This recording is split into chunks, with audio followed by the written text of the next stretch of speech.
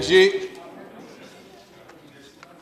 Petrol और diesel की पूरी अर्थव्यवस्था कैसे चलती है, मेरे मित्र आनंद शर्मा जी पिछले 10 वर्ष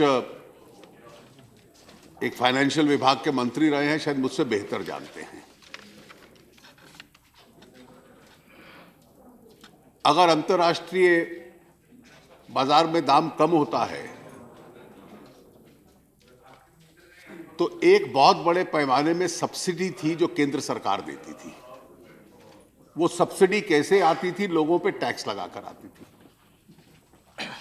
और उसकी पूर्ति करने के लिए, अपना फिस्कल डेफिसिट बनाने के लिए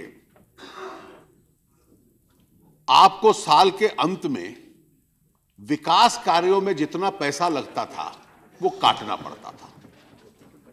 fiscal deficits were being achieved even by cutting amounts like such as 1,20,000 crores in one given year. It's a harsh reality. Now today what has happened? The price of international price of crude has fallen. The present government has a clear policy, and let me just make it clear.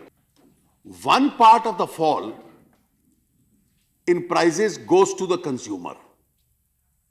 So 20 times the price of petrol has been reduced, 16 times the price of diesel has been reduced. केंद्र ने जब कम किया तो आपकी राज्य सरकारों ने उसी दिन उसको अपने वैट में कंज्यूम कर लिया। तो आप लोग भूल गए, मेरे पास हर राज्य ने कितना वैट बढ़ाया यह भी लिस्ट है।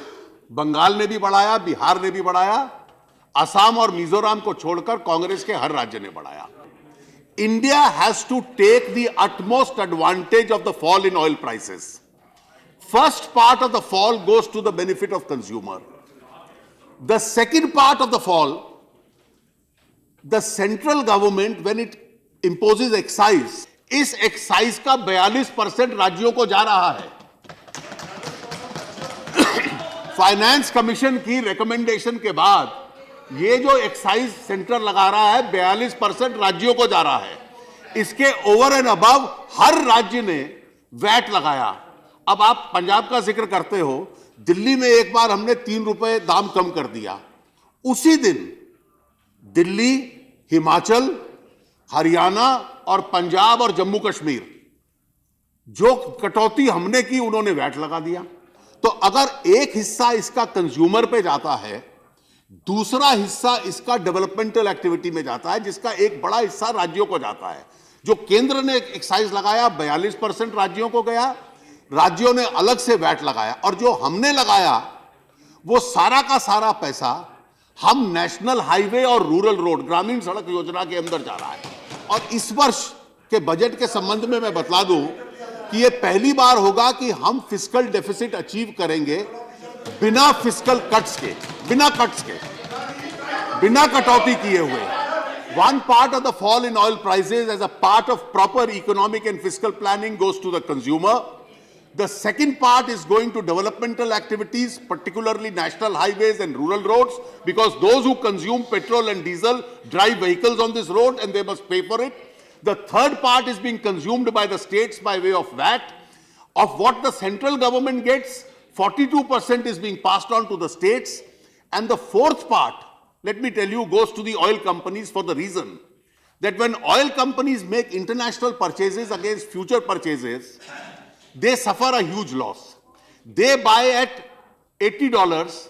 By the time they sell, the price has become $60. At one stage, the loss of the oil companies was as high as 40,000 crores.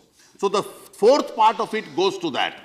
As a part of proper fiscal planning, therefore, this reduction in the oil prices is being shared for developmental activities by the center, by the states, by the oil companies to cover up for their losses of the past, and fourthly, advantage significantly goes to the consumer.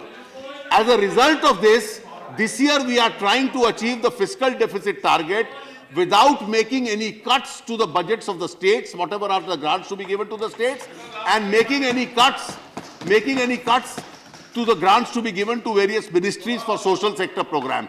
Unlike the kind of planning which the UPA did when you achieved fiscal deficit by making large budgetary cuts in order to achieve the